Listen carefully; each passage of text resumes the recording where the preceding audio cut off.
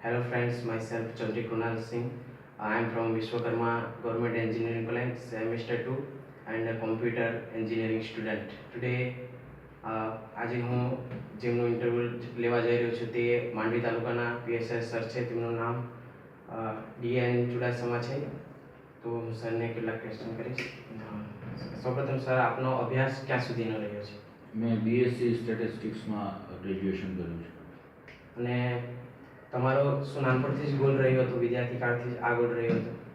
લગભગ સમજણો હતો ત્યારથી જ પોલીસ ડિપાર્ટમેન્ટમાં કામ કરવું તેવું નક્કી કરેલું હતું. સર, તમે કેટલા વર્ષોથી આ હોદ્દા પર રહ્યા છો? હું 2008થી પીએસઆઈ તરીકે ગુજરાત પોલીસમાં ફરજ બજાવું છું. સર, તમારો અત્યાર સુધીનો અનુભવ કેવો રહ્યો છે?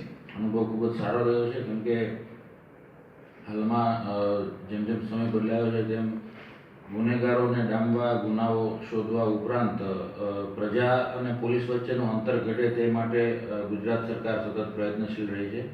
અને એ માટે સુરક્ષા સેતુ અંતર્ગત અનેક એવા કાર્યક્રમો અમે કરીએ છીએ હાલમાં શાળાઓમાં, કોલેજોમાં તેમજ સમાજમાં લોકોને પાસે જઈએ છીએ, જેથી પોલીસનો ડર સામાન્ય લોકોમાંથી દૂર થાય એવા પ્રયત્નો કરી રહ્યા છે. તેથી અત્યારે ખૂબ જ અનુભવ સારો રહ્યો છે ડિપાર્ટમેન્ટનો.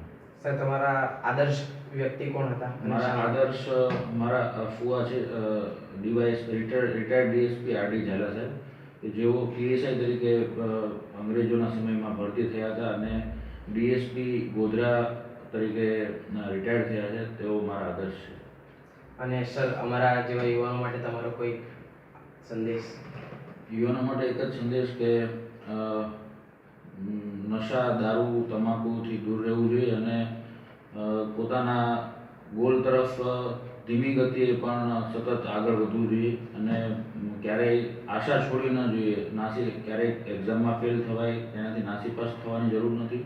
ભવિષ્યમાં ઘણી બધી તકો મળતી હોય છે, તેથી તકનો લાભ ઉઠાવવો જોઈએ. Thank you sir.